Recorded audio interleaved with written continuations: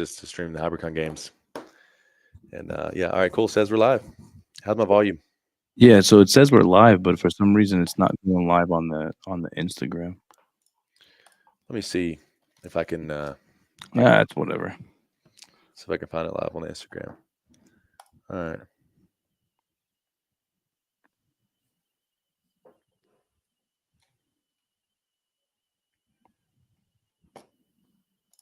Yeah, it's weird because we're live on my Facebook and my YouTube, but the Instagram has me stuck at the preview page.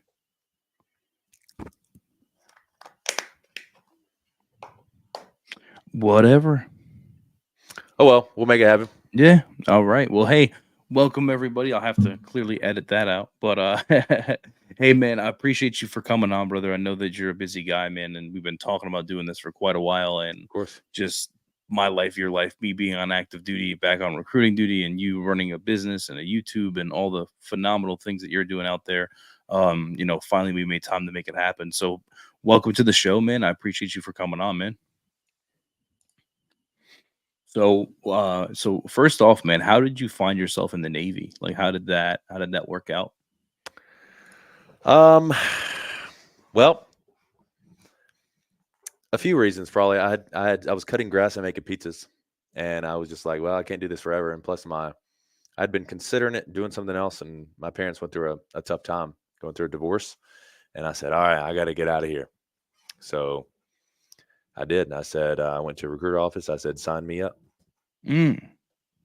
So it was one of those. It was just walking in and dude, it's at that time in life, and we're gonna make it happen. Well, my buddy was like, dude, come to a recruiting office with me. And I was like, no, I'm not joining the military. And Mm. and he's like, yeah, just hang out and we'll go get something to eat or something after. And I was like, all right. So I I walked out with a pamphlet, made no commitments. 2 days later, I said, you know what? Fuck it. I'm gonna do this. I'm I'm the type of person that's just kind of like will act on what I'm feeling, Yeah. which historically hasn't been the best thing, but it also has been a great thing for me. So I said, I'm gonna do this. I'm gonna join the Navy. I'm gonna do 4 years. Didn't have really any sight of where I wanted to be. Wasn't in super serious relationship. And I said, take me away. And the Navy Mm. did. And were you straight out of high school, or where were you at in life? No, I had gone to like 2 semesters of college, and I was like, this ain't it. And I just stopped going. I just Okay. stopped going. I didn't make any notifications to anybody. I just quit going. Yep. What was it was so what was I know you said you were going through like family stuff and everything. But what was it about the college scene that you didn't like? What was it about it that you just didn't enjoy? Just learning at somebody else's pace. I was Mm. fortunate enough to be able to do it through high school, get a high school diploma, Yeah. and just going into college and me learning all these different skills outside. At the time society was telling me like if you don't get a great full-time job or if you don't go to college, and you're not going to be anything. And at the time I was just confused. I didn't know what my true passion was. Yeah. And going in there and learning about history and stuff, I mean, it's cool, but I just felt like it was a waste of time. Yeah. And I went against what everybody was telling me, went against what the societal norm, and I just dropped out. Mm. And from there, I started making pizzas and cutting grass for my city. Nice. And Nice. I didn't make pizzas for the city. I cut grass for the city of Florence Park and Rec Department. And Okay. then um, I I cut grass for about 2 years. Took a lot of pride in it. And then I made pizzas for my girlfriend at the time. Her dad owned a pizza restaurant, and I made pizzas there. And then you just walk into a Navy recruiting office, sat there with your buddy. And that's good by your buddy, man. Like I'm on recruiting duty, and I tell people that all the time. I'm like, dude, just bring your buddy in. Just tell him that you got to run in real quick and do something. And then when he's sitting outside in the car for a little bit, you say, "Hey, man, just come in. I'll be a few more minutes." And then it'll just because people tell me that all the time. When I ask, like, "How'd you get recruited?" They're like, "Dude, I just went in with a friend and I walked out with a pamphlet and." Like you said, 2 days later, you decided to do it. So what was your MOS in the Navy? So in the Navy, we call them rates. Okay. Same thing, MOS rate. Mine was so originally it was ND, Navy diver, and when I went through the training, I didn't pass one of the final in water procedures, so I was re-rated to Master at Arms, which is just like you said you were in the Army, The Marines. Marine Corps. Oh, I didn't mean to downgrade you like that. I'm sorry. You're good. It's just like military police in the Marine Corps. Okay. MA. We do lots of things from Harbor Patrol to K9 to NCIS to Harbor Patrol, Coastal River on Squadron, things like that. And I was a Master at Arms in the Harbor Patrol. Oh, nice. And how long was that? I did 7 years in the Navy, Mm. and the first year was going through different trainings, and I went. I had a really bad infection in boot camp, so I was on hold. I got to become a dive scruff. The legendary scruffs have a lot of history behind them, working on the pool deck and helping out the special operations, special warfare community with their trainings. I got to do that, and then I went over to training service center where I was on hold for another 4 or 5 weeks before I classed up, and then when I didn't pass the in water procedures, I was on hold for another 4 or 5 weeks, and then I went to Texas to go through Master at Arms A school, and when I got to Texas, I was on hold for another 7 weeks. So they just, it was a big holding. I was on a lot of holds going Mhm. through light limited duty, and then cleared fit for full duty, and then having to be evaluated because of an injury that I sustained in boot camp, my knee, and then just being on all types of holds. And finally, I classed up for Master at Arms A school in September of 2014. So I'd gone into boot camp December 2013 and finally classed up to go to my first A school. And Oh, I mean, wow. to go through MAA school. Yeah. So it took me I was like a year in training and hold and things Wow. like that. Wow, that's crazy. That's a long time to be, like, not even, like, fully in yet and, like, It is. yeah, that's a lot, and that must have weighed on you, like, mentally, like, seeing everybody else, like, already, like, into the fleet and stuff like that, like, I would assume that'd be, like, kind of, like, nerve-wracking, annoying, and, like, kinda like, "What the hell's going on?" type thing? Yeah. I've never been the type to struggle with anxiety until up until last year, which is super weird. Mm. But, it was a kick in the nuts when I got pulled out of my boot camp division. All the 80 plus dudes I had grown to become great friends with the love. I saw them on the parade deck, and then graduating boot camp without me still being on hold. And so that was a kick in the nuts. And then when I was rolled because of my knee and then dropped because of the in water procedure, seeing all my friends graduate the pre-dive school, it was it was tough. It was tough on me. Yeah. It had to have been. So how was, being a master at arms, like, how was that as a rate? And, like, what did you like, how was your experience in that 6 years of doing that? So my first duty station as a master at arms was in Bahrain, NSF Bahrain, Naval Security Forces Bahrain. There was a massive, there were probably, I don't even know, 200, 300 MAs that were providing security over the base there. First 6 months was not optimal. I stood, you stand at the gate and you have to wear the Delta gear and you do the RAMs, random anti-terrorism measures. And then it's like nobody believes me when I say this. It's like 130 degrees. I remember one day I looked at my phone, it's 137-degree like Yeah, wind chill. And when the yeah, wind blows, it's literally like a hair dryer. yeah, And just having to adapt to that, like my skin was going crazy. I was breaking out. Long ass hours. By the time you got off shift, it was a good 15 or 16 hour shift because you're having to upload with 200 plus or 100 plus MAs and download with 100 plus MAs, and get 3 clearing barrels, and each process takes 3 minutes.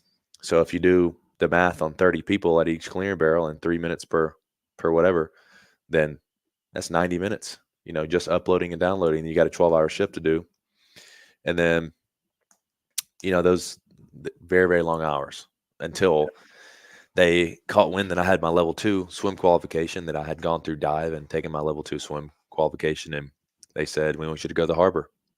I said, all right. I went over to the harbor. All the other MAs were jealous of me. They hated me because harbor was a lot more laid back. There yeah. was no 90-minute upload and download time. I mean, we probably worked 13, 14 hours a day there, working a 3-2-2-3 Panama schedule, and it was great. I loved it. I drove fast boats in the harbor, and I was a coxswain, which is a boat operator, a boat handler, and I had my gunner. Just being able to depend on one person instead Yeah. of 40 is a lot more less stressful. Yeah. Even though you were operating a boat and sometimes high tides and high wind advisories, things like that, it was right up my alley. I loved it. I loved working harbor in Bahrain. Yeah. That's awesome, man. So was it the job like a very high tempo job, like all the time or some of the time, like Not on? all the time. You could definitely make it high tempo for sure, but I mean, our job was to protect the the base from the water side, and instead of having 10 plus boats out there, you have one boat for every area of responsibility, Mhm. and which could sometimes be 700-800 meters, maybe like half mile, 3/4 mile along that pier. So Yeah. you had to constantly watch everything that was coming in and going out. You have a ship moving over here. Okay, make sure the ship's good until the River Run Squadron was able to escort them further out to sea. And we had those dowels, which are like wooden boats, which are always very, very mysterious. Everybody's just constantly looking at you. Binoculars, you had to report everything. But Mhm. after working there a year plus, it was just kind of chill. Like, okay, there's a dowel, there's that dude on the dowel. He always watches with binoculars. We'll make a report to Scruffy, and we'll just chill. Mhm. But the first few months in the harbor, I was doing 30 knots out there, just buzzing by everybody. Like, hey, what are you doing? Like, just checking everybody out. So you could make it high tempo for sure. And they always encourage you to be a hard target out there. So you don't just want to be a sitting duck. Some people Yeah. would just go out there and let their boat sit, and then they would drift almost into the pier, and then they would go back again and they would drift. But yeah, there was no falling asleep, because like Mhm. as a boat handler, because next thing you know, you'll be banging up against the side of a Coast Guard cutter, and you get called in, and you get kicked out of the Navy for falling Yeah. asleep on the boat. So you had to really, really watch. So did that affect you? Like when you were done with that tour and like did that affect your sleep and your schedule having to be on edge all the time and having to be awake for like all those hours? Like did that affect you later on in life or now? Consciously, no. Consciously, no. I still, some of the things I do, and like if someone tells me like, why are you so, like the other day, I mean, I noticed that like when I go into a restaurant, I always have to be facing the door because I always feel like something bad's gonna happen. And I'm naturally, I think the Navy actually made me like a defender or like a protector. Like if I'm in a group of people, I always will now, stay sober, stay vigilant. It's like kind of unnecessary, but I some aspects, yeah, it probably did. The Navy probably did make me like that. Mhm. Yeah, and you've noticed that or other people have told you like have you noticed that and stuff like that? For sure. Yeah. I mean, Yeah. I have a really good friend. His name's Ken. He's a SWAT operator in South Florida. He's Mhm. like that as well. Like we go into a restaurant together, we're both facing the door because like, he has a wife, a kid now. Mhm. So he's constantly like that, and I am too. Yeah. So, which I don't think is a bad thing. Yeah, right, it's like that thing where it's like it's not a bad thing, but I think it's, like, more so, like, I think when it becomes a bad thing is, like, if you can't focus on like, if you're having dinner or lunch with your family, but you're looking left and looking right and you're looking like I think that's a different story, Hmm. but cognizant of your surroundings and knowing, "Hey, where are the exits?" Stuff like that. It's 'cause unfortunately, the average male isn't trained to do that unless they are in the military or unless they are in some sort of, like police force or SWAT team or something like that. So the Hmm. average male isn't looking for those things when they go out to dinner with their families, right? So I think it's definitely better to have that and know that we have people like that around us. You know what I mean? Hmm. Yeah, yeah, for sure. I don't see it as a bad thing. I like to feel productive. Like it doesn't matter what I'm doing, and one way I feel productive is if I'm just constantly on the defense, like constantly, Mhm. just watching. Yeah. Well, and it sounds like, from your Instagram and everything, it seems like you're always doing something. It seems like you're not ever like idle hands are not a thing for you. I try to be, yeah. I try to, which is probably not good for my blood pressure, but I try to always be doing something. Yeah. There's rarely a time where I'm just being still, Mhm. and I've So and have you always been like that as, like, just, like, no, your whole, like, grow no? no, not at all. I could just be, before the Navy, and even a few years into the Navy, I could just be okay with not doing anything, just sitting there, Mhm. not doing a thing. I think of some of my hobbies, like playing video games before the Navy. That's sitting there not doing anything. Although some would argue that it's taking your brain off of whatever Mhm. stress or whatever. But to me, that's unproductive, Yeah. and and it's very rare that I will just kind of sit unless I'm forcing myself to do it, like during a cold plunge or a sauna. That's why I love the sauna and cold plunge so much because you can't do anything else but you just sit there and collect your Mhm. thoughts, Yeah. and it's very healthy to do that. I was talking to my videographer the other day, and he's like, "Dude, do you ever just stop and think and process?" I'm like, "Now that you mention it, not really." I said, "Do you?" He said, "Yeah, I almost like once or twice a week, I would go in my closet, I'll cut the light off, and I would just sit there Hmm. and meditate." And I'm like, "That's not weird?" He's like, "No, I do it to process." And he has he's a very busy guy, but he has one job, Yeah. which is to keep up with all the digital stuff that goes across the landscape what we do now. Yeah. Um, so if he's doing it, then I definitely should prioritize it more. Bro, now that you say that, like, and I was saying that to my wife, like, and I don't know if this is something that, like, is a normal thing, right? Is so, like, I'll like, my life is on autopilot. Mm, Like, I'll feel like a whole week will go by, and then it'll be Friday night, and I'll be sitting there talking to my wife, and I'll be like, I feel like we were just here last Friday. Like it's like the whole week goes by, like the time that I have with my kids, the time that I have with my wife, and now that you're saying that, like taking time to like actually sit down and think and just take in what's going on and actually like be thankful for what's going on and actually be like in the moment and just kind of like just relax and just think about just everything and embrace it. It's like, you know what, man? I think I'm gonna start doing that too. mhm, Because it definitely is something that I do not do. Like and that's the thing, like you said, like you were not always like that. Like that's the same thing for me. Like growing up, dude, bro, I could never leave my house. I could just sit in my house all day and never leave the house. Now, bro, I cannot sit still for more than like 10 minutes. Like mhm, my wife, like me and my wife are polar opposites now. Like my wife never wants to go out. She's like okay with being home with the kids. I'm just like, dude, but can we do something on Friday? Can we do something on Saturday?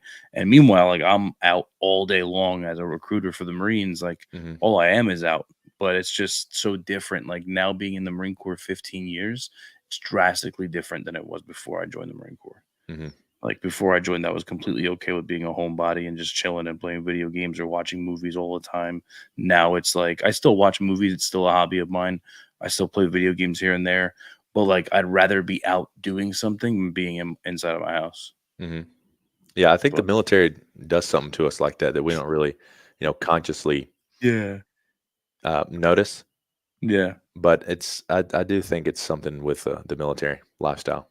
I think so. Well, and I think it's because, like, I think especially for I'm a reservist, but I think especially for active duty Marines or active duty military members, you're always on the go, so Mhm, you don't really have time to just be sitting around doing nothing most of the time. Like most of the time, you're either training for a workup or you're doing some sort of training or you're out in some place doing some sort of training.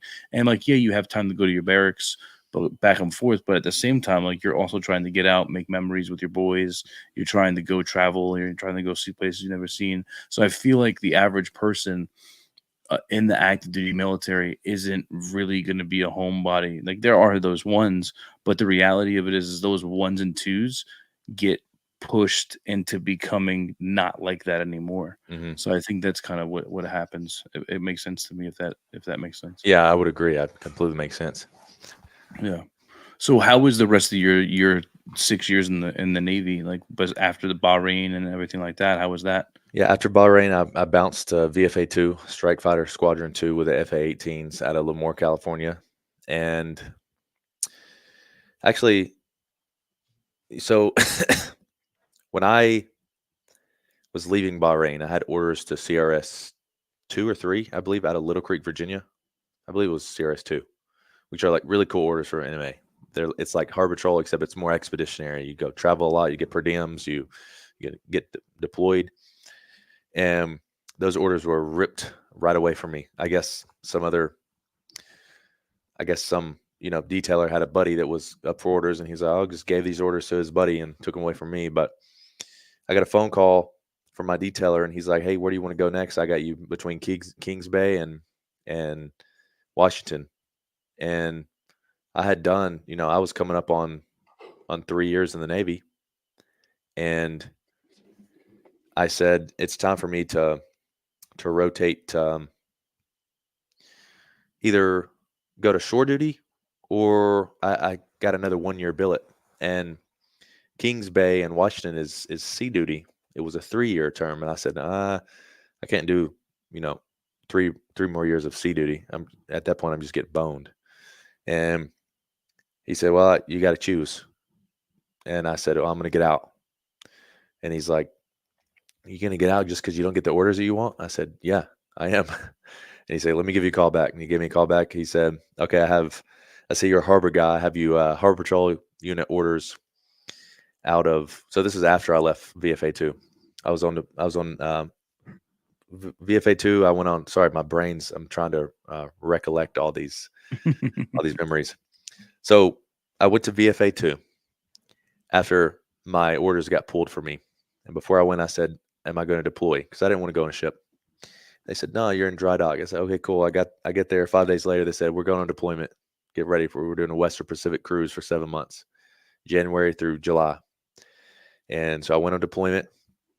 Got to see and do a lot of things: Singapore, South Korea, Guam, Hawaii, almost Australia, but we had to go bounce back to South Korea, and met some incredible people. Had a blast. I mean, don't get me wrong; it really sucked, but after it was over with, it was a blast. It was, an experience of a lifetime. Getting to see those different ports, getting to see how the U.S. maneuvers through different ports, and I got to stand up and man the rails when we pulled into San Diego, and just seeing how happy Americans were that we were pulling back in just was Mhm. a very emotional experience. Yeah. Anyways, from there, I go to Seal Beach, California, and that's where I finished out the last 3 years of my naval career at Harbor Patrol, Seal Beach. Mm. And that's where I really found myself. I was 24, 25 years old. I was in a lot of debt. I was in like 20 grand in credit card debt. Didn't really know how to manage finance, and I had met a girl named Sarah, and very, very well put together young woman. She had a degree. She had her bachelor's and a BSN bachelor's in science and nursing. She was making a lot of money, a lot more money than me, Yeah. and it made me want to be better. And I became a better person. I started reading, I started studying, I started educating myself on finance, on literally everything: stock option trading, e-commerce, Amazon FBA, entrepreneurship, marketing, landing pages, digital marketing, everything there was to know. I just became obsessed with learning, and that was in 2018. And that's when I started my entrepreneurial journey. From there, Mm. I started posting videos on YouTube. Now, I had some previous experience with creating, just dumb videos and silly videos for my high school and things like that. But I really, really enjoyed uploading YouTube videos. And there was a time in 2018 I became so obsessed with it. I uploaded 40 videos in 40 days, and it just skyrocketed the channel. And Mm. before the year ended in 2018, I had gotten my first paycheck from Google, which was like $31. I wasn't doing it for the money. I just really Yeah. enjoyed it. At the time, I was like, there's no way I could make money from making videos. Like, seems too good to be true. Yeah. And in 2019, it really opened my eyes to what's possible online, and especially through YouTube. And I had no clue what I was going to do. I didn't know if I was going to get out or stay in. The plan was to stay in and do 20, like everybody says, I'm going to do 20. And I started uploading videos more and more in 2019 and had a few bangers. And I think in 2019, I maxed my naval salary, which was about 60 grand a year. I had made about 60 grand from YouTube.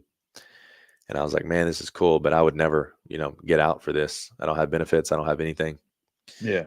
And then after uploading more and more throughout 2020, I think the first 3 months of 2020, I'd done like double my Navy salary in like 3 or 4 months. And I said, this is something significant. Oh, And wow. then I started signing brand deals. My first brand deal was a video for Theragun. And that one video, I had done my entire Navy salary. It took me 2 hours to film and 2 hours to edit, 4 hours for, you know, 5 grand, 6 grand. And I was like, man, this is crazy. And then 2020, we kept earning, kept earning, kept earning. I kept going hard and working on my craft and just being consistent and being devoted and being very disciplined with it. Yeah. And I think I'd probably done $250,000 by the middle or towards quarter 3 of 2020. And the Navy said, what do you want to do? I said, I want to get out and take this full time. They're like, take what full time? I said, YouTube. They're like, you're going to get out of the Navy with all these benefits and this good pay for YouTube? I said, yeah. And signed all my paperwork, went through TAPS, started terminal leave in November of 2020. And from there, I went on terminal leave. I built an obstacle course to film videos on and just kind of continued the YouTube stuff. And Mhm. then I got out of the Navy in 2020. So that wrapped my 7 years in the Navy. Yeah. So what made you so how what was the like what was it that made you go like the route that you did with like your YouTube and stuff like that? Like what how did you find this niche and how did you create this person that you are when it comes to like your influence and stuff like that? Like where did that come from? I never started the whole thing to be like, I want to influence people. I Hmm. started it because specifically when I was going into the Navy, I would look for videos like how to do the combat side stroke. And there were Stu Smith videos. Some of them weren't the best quality. And that was all I could find. And I taught myself the combat side stroke. So when I started producing for YouTube, I remembered that. I said, you know what? I'm going to make tutorial videos just to help people. The videos are 100% free to the viewer. I said, I'm going to make videos that I was looking for when I was searching for this stuff. I made multiple how to do the combat side stroke, how to qualify, how to pass the PST, how to increase your push-ups, how to increase your pull-ups, how to increase your run time. And I just really fell in love with fitness throughout my military career. So a lot of the videos that I did were my interests. I never made a video one time about something that I was not interested in. And it helped me a ton with being consistent. Because like, let's say I started making videos about tomatoes. Like I don't like tomatoes. Even if I started making these videos about tomatoes, let's say that it was making me millions of dollars, like I wouldn't look forward to that. Like, Yeah. oh, let's go make another tomato video. Like it would be boring, Yeah. So there are multiple times where I could have taken a route to produce something that I wasn't absolutely passionate about, but I never did. I have multiple interests. I'm a finance guy. I'm a business guy. Absolutely love the military and love fitness. So that's what my videos were mainly about. Mhm. Military fitness. I made a few finance videos, things like that, and I was just able to really enjoy it. Got you. So how did you get into the battle bunker thing? Like what where did that idea come from and how, like where did that sparkle? Like was it overnight? Was it something that you were planning for a long time? Like how did you, you know, get into that? Yeah. So for the people listening that don't know, Battlebunker is a fitness brand. It's we have heavy military roots. A lot of my friends and I was in the military, so I guess we've never said this is a military fitness brand. It just kind of Mhm. grew its own legs.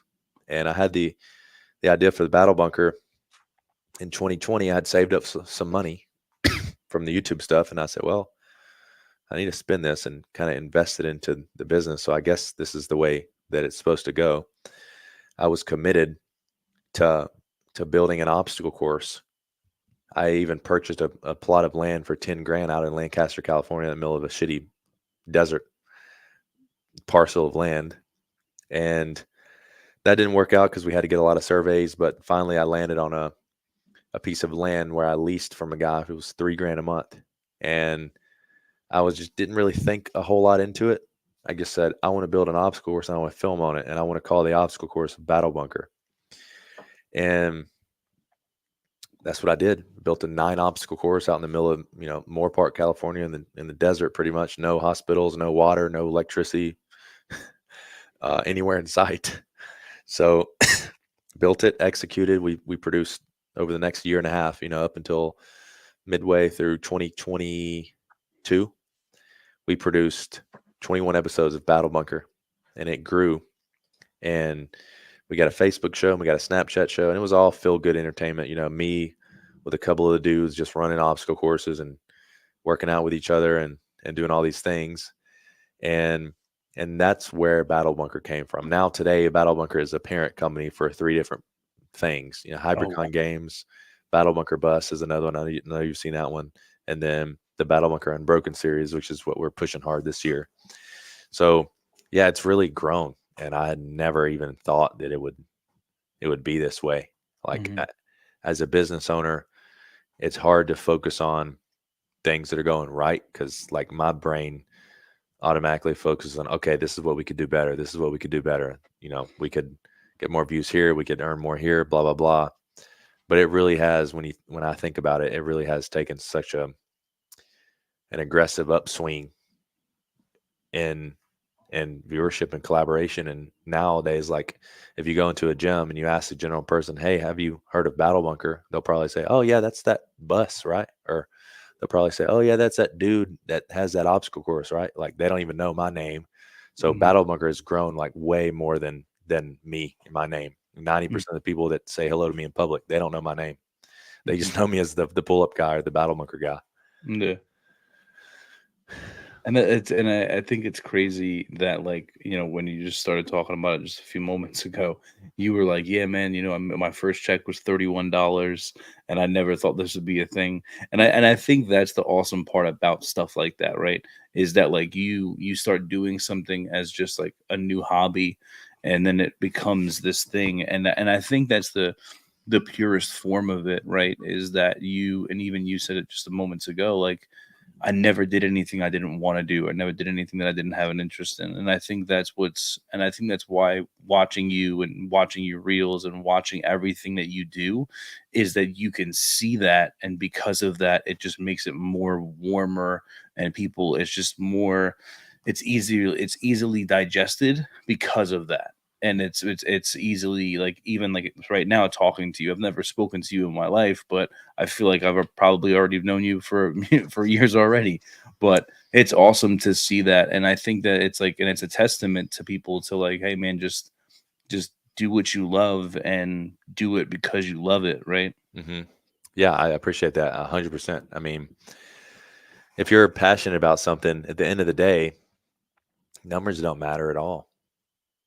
We have only a limited time on this earth, and if you can say that you spend it doing something that you love doing, that's money aside, society's definition of success aside, that's all that really matters. Mhm. What advice do you have for anybody who is starting out on that journey? Who's struggling to, you know, find their niche, or struggling to just figure out what they want to do, because, like you said, after getting out of high school, you're going to college, and then you're going and you're doing cutting grass, and then you're making pizzas, and you're at this time in your life, like, you're lacking major self direction. You're not sure what you want to do. hmm And then all of a sudden you stumble onto the Navy. And then while you're in the Navy, you stumble into making YouTube videos. And now here you are. Like, so what advice do you have for that person who's really in life right now, just like, dude, I don't know where to go and hmm what do? Like, what would you say? Yeah, I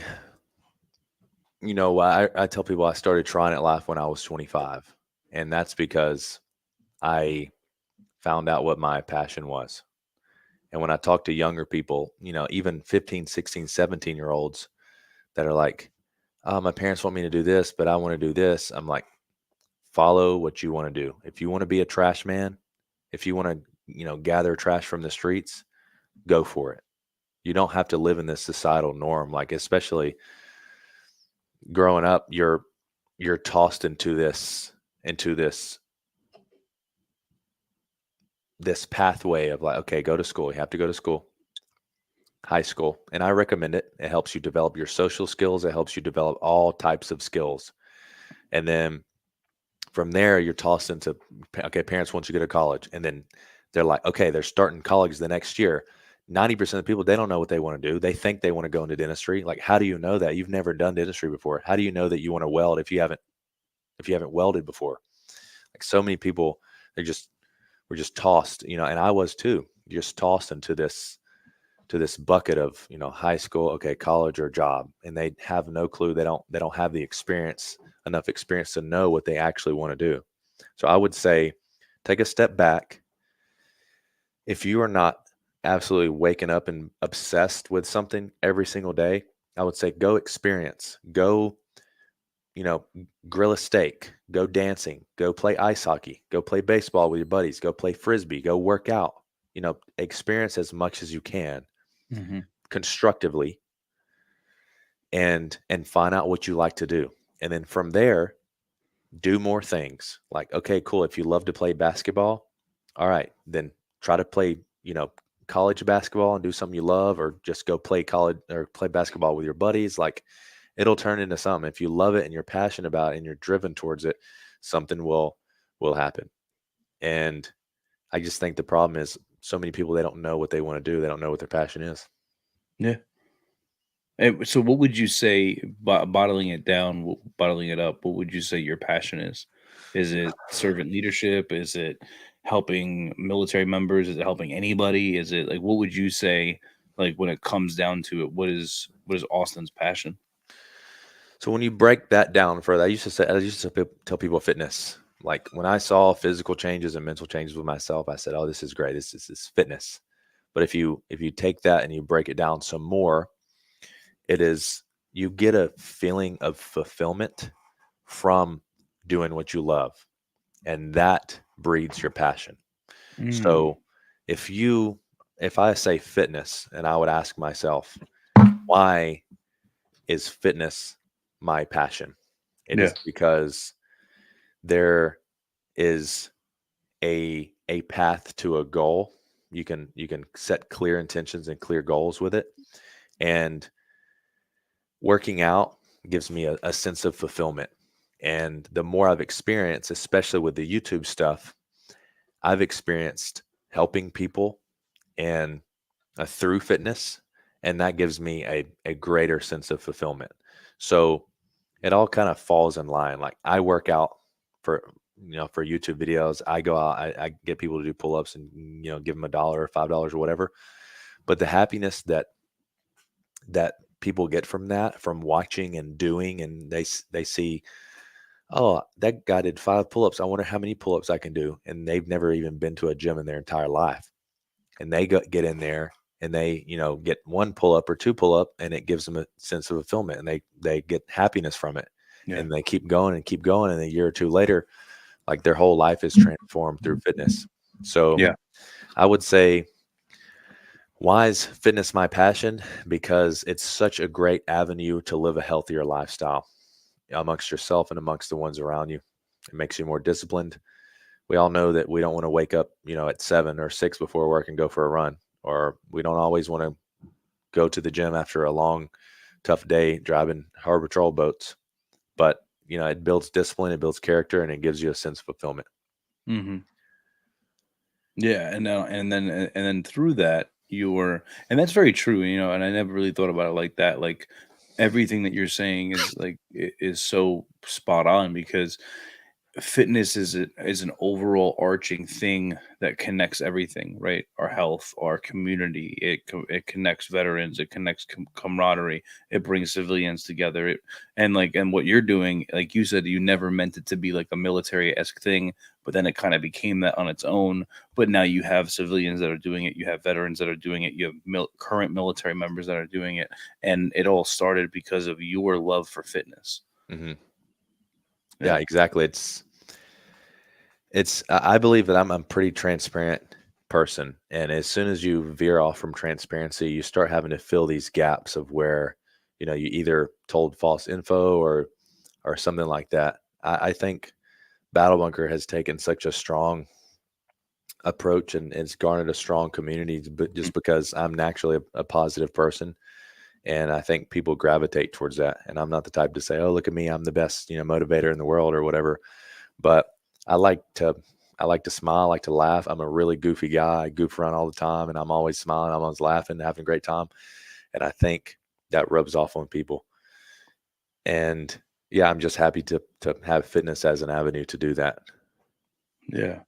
That's awesome, man. So tell us about the newest thing that you said you're gonna be pushing out mostly in 2024 with Battle Bunker. Like, what is that all about, and how do people get involved in that, and what's the purpose behind it? Yeah, so Battle Bunker started as episodes on my YouTube channel. It would be like, Army soldier versus US Marine. And those original videos, I love making them because I was the host, and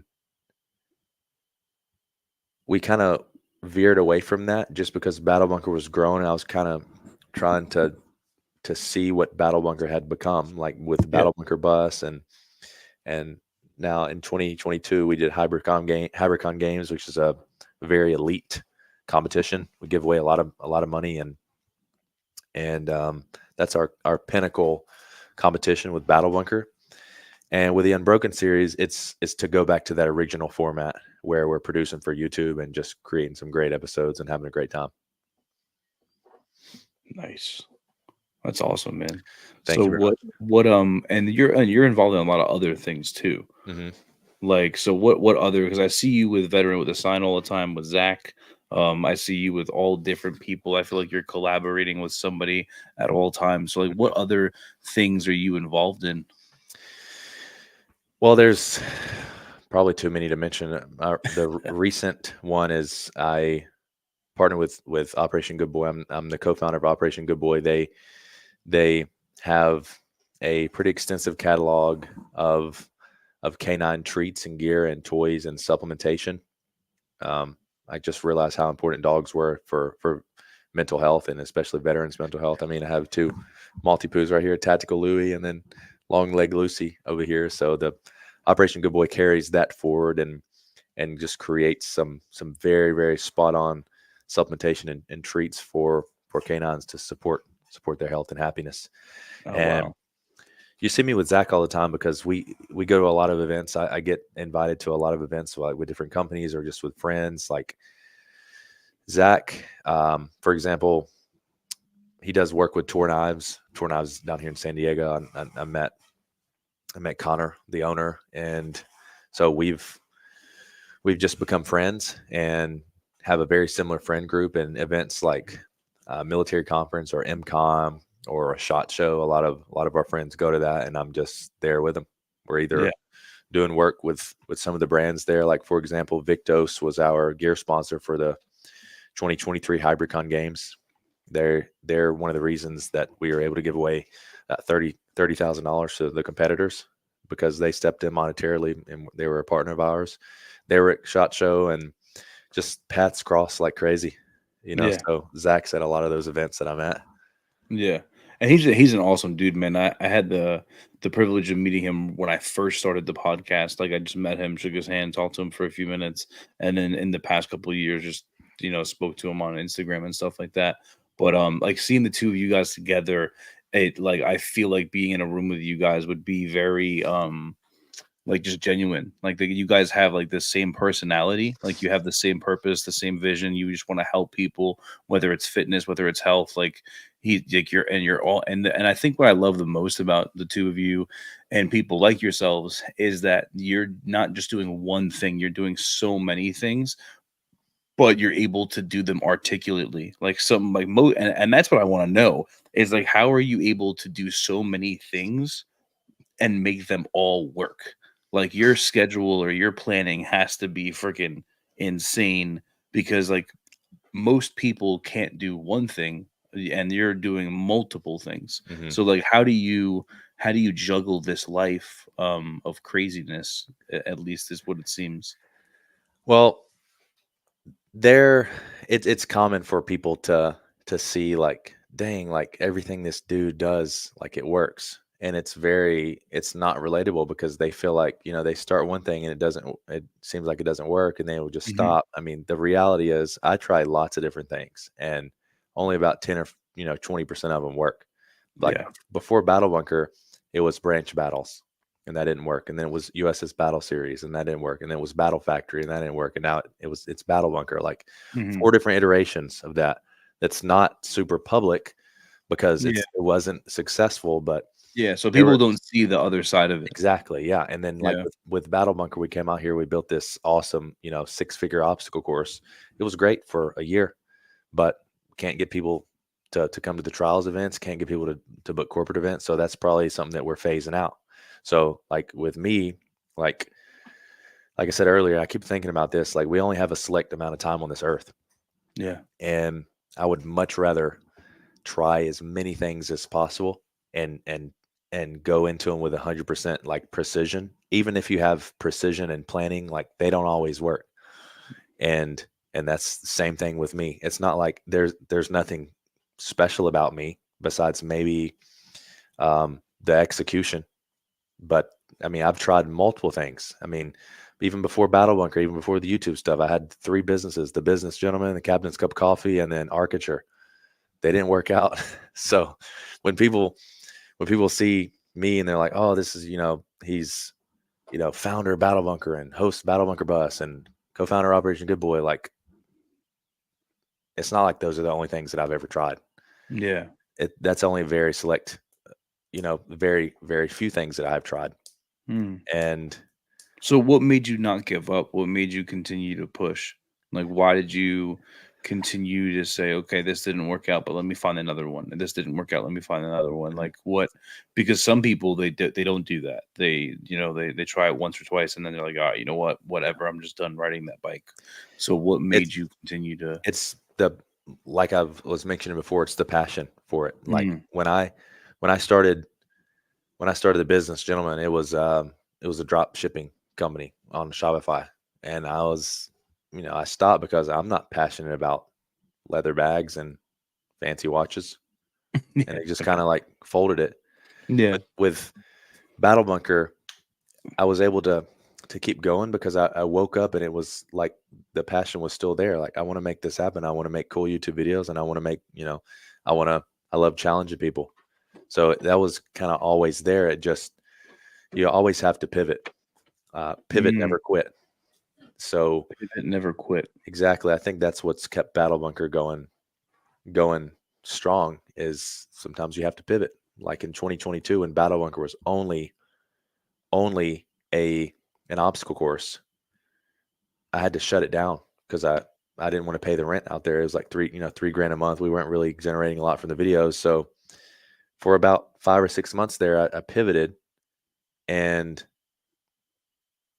I had to kind of like re-navigate and then kind of not completely transform Battle Bunker, but just go a slightly different route. Mm, And I see so many people all the time, they'll start a business. And if it doesn't work out for them in 2, 3 months, if they don't get $1 million, they'll quit. yeah. Chances are they're not passionate about it. Mhm. And they refuse to pivot. Like with me, I refuse to let the dream of Battle Bunker die. Like I want to have hybrid gyms all across the United States and all over the world. That's my ultimate goal. And from there, I could never afford to start a gym.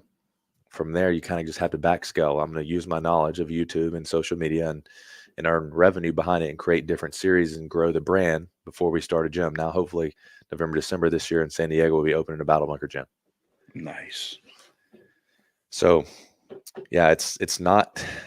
I mean, even with Zach, I'm sure he tried 5, 6 years before he even landed on veteran would sign. Yeah, probably. Yeah.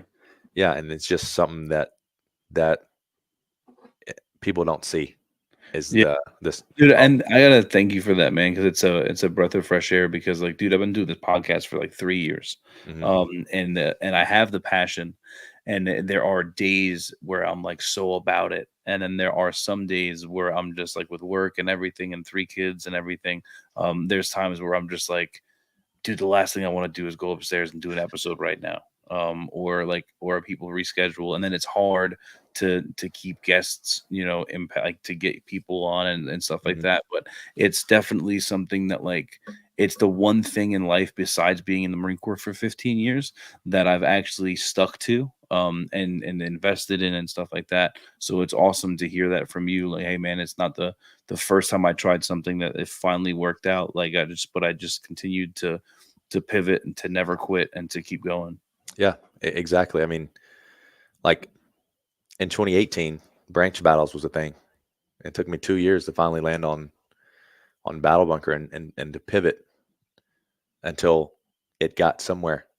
And every single day, you have to make decisions to to keep going. It's Mhm. that that feeling that you are talking about where you're saying, "Man, I don't want to do this." Like that never ends. Never ends, and especially in business. So it's just something that as an entrepreneur or as a business owner, you're subjecting yourself to. And pressure is a privilege, baby. I mean, I love waking up every single morning. Like, even though it gets kind of stressful sometimes having to answer. Like, I woke up, I have 4 different email accounts. I woke up overnight, slept 7 hours, woke up to 67 emails. Oh my god. And so it's just something that doesn't subside. And Mhm. yeah, you become emotionally cold to it. Like when I first started, if I got 5 emails, I'm sure I was overwhelmed. But now it's just something you just kind of roll with the punches. And at the end of the day, lay your head down, say, I'm very happy about my performance today, and I'm very happy about what I'm building. And that's that sense of fulfillment, which what I Amen. was referring to earlier in this podcast. Mhm. Wow, dude, I thank you so much, man, because a lot of what you're saying is exactly what I'm sure other people are going through or thinking about, or that, like, and that's like a lot of what I'm going through, right? And I like the things that you're saying, right? Like, pivot, never quit, and then you're saying, the pressure comes, right, and the privilege, and it's just a great way to put it, because it's like you don't think about it like that, right? Like, it's like pressure is a privilege, because like you worked so hard to get there, and then now at this point it's like, dude, this is what's supposed to happen. Like, now you have more responsibilities, now you have more people depending upon you, now you have employees, now you have people that, like, you can't not show up for. Now it's not just Austin, it's not just Benny, it's not just this person. Like, dude, I have to show up every day, because I'm not showing up for me anymore, I'm showing up for them. Exactly. Yep. Yeah. And that was one of the toughest like lessons I've learned. Like, of course, thank goodness I'm grown. I'm kind of hardened myself to the feeling. But when I hired on my first employee, it was, I mean, I was basically working for him. He wasn't working for me. I mean, because I was trying to keep him employed. Hmm. And just now we have, thank goodness, we have 3 full-time people and about to hire on a fourth. And feeling the weight of that, yeah, it's a serious, very serious weight, because now you're no longer, it's no longer about your livelihood, it's about theirs too. And knowing that you're holding that weight, knowing that you have to perform and stay consistent and keep rocking and rolling every single day, it's a big, big weight. I tell people all the time, it's like a snowball, starts rolling down the hill, and the bigger that snowball gets, the more responsibility you have. And especially if we go into gyms, let's say one day we're franchising gyms, like instead of owning just one gym, you're going to have, 100 plus franchises. And that's a big, serious weight. Yeah. And a good thing you like fitness, because you'll be able to handle that weight. Exactly, yeah. That's why I lift. That's why I lift is Amen. to handle Amen. the weight. Yeah. Well, hey, listen, man. Dude, I can't thank you enough, man. For the opportunity to pick your brain and learn more about you, your product, and your brand, and learn more about your purpose and why you do what you do. And everything that I've received and gotten from this is just your purpose is fitness, and you just love being able to help other people in a healthy way. And you like breeding camaraderie, you like breeding competition, but most importantly, you just want to help people in one way, and that's fitness. So do you have any last words or any last things that you want to just throw out there to anybody? Thanks again for hopping on, man. Yeah, of course. Hmm. Any lasting words? Not really. I wish I had this big, pivotal something I could tell you, but I really don't. It's all about just trying to find what you love to do and then just do with everything you got. Yeah, so find what you want to do and pivot left. Basically, yeah, yeah. And sometimes when I say pivot, never quit, sometimes you don't have to pivot. Like with the HyperCon games, like pivoting was on the table so hard last year. We committed to 50 grand. We ended up having to reduce the cash prizes to 30 grand, but I went through a massive breakup. Like I was fucked up mentally Mhm. and, still had everybody calling me. It didn't matter what I was going through. I still had the same amount of calls, same amount of responsibility, everything. Yeah. But we pushed through and we executed the HyperCon games with precision. And Mm, it was a, game changer. And so if you have to pivot, if you yeah. have to change something up, pivot. Don't quit. Don't step out of the game. You're not out of the race just yet. Bro, and I thank you for that, man. That's definitely something that I needed to hear. Because and that's the thing I'd like to end on that note, man. Like you said, you were dealing with your own shit, and you still had to continue on because other people were depending on you, and you couldn't just quit. You couldn't just stop. You couldn't just not go to work. You had to just make it happen. Hmm. So thanks again, man. I really appreciate your time, brother. Of course. And I hope to one day meet you in the flesh. And thanks for again coming on and having a great time and just chit chatting back and forth, bro. I Yes, sir. appreciate it. I appreciate you. Thanks, Like thanks what you're for all doing. that you do, man. Yeah, of course. You too. We'll talk to you soon. Yep, definitely.